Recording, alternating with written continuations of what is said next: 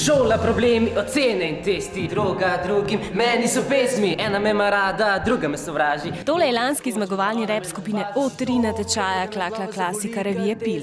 Me je pač naša učiteljica ponudila pač nek natečaj, vedela je, da mi repamo, ker smo že eno pesem pokazali. In pa smo pač rekli, zakaj ne, lahko probamo pa še kaj je v igri, pa če bi ga mi lahko spoznali, to bi bilo dobro, ne. Ker tako oni naš idol, pa mi z njim. Saj si lahko sami predstavljate, kako smo bili veseli, ker smo ga pol res srečali. O3 so bili totalno hudi in kar mi je še bolj všeč, da če jih pogledate na njihovih socialnih kanalih O3, že delajo naprej sami od sebe. Dober inspiracijo, pisali pesmi, to je to, kar v lifeu šteje. Povedal nam je za dualizem, da pač se moramo tudi kdaj tako, da vsi trije kakšno besedo povemo, če hočemo, da ta beseda izstopa, pa rekel nam je pač, naj smo tako na odru energični. Rap je neka luknja, v katero padeš noti, ne moreš ven.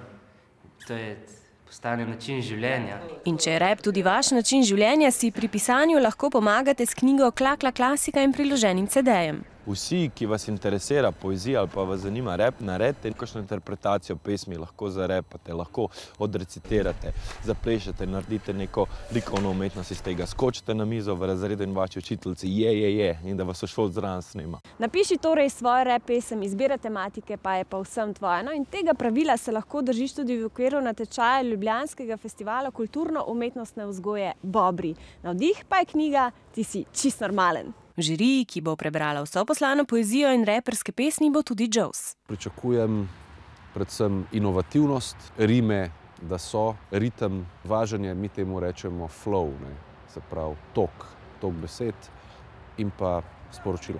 To, kar mislijo, naj dajo na list papirja, naj zdaj v dušu na list. Ko se zavrti, zaronika še ti! Za oba festivala do 15. aprila pošli svojo repersko poezijo ali posnetek na infodrom@rtvslo.si. Pa veliko navdiha želimo.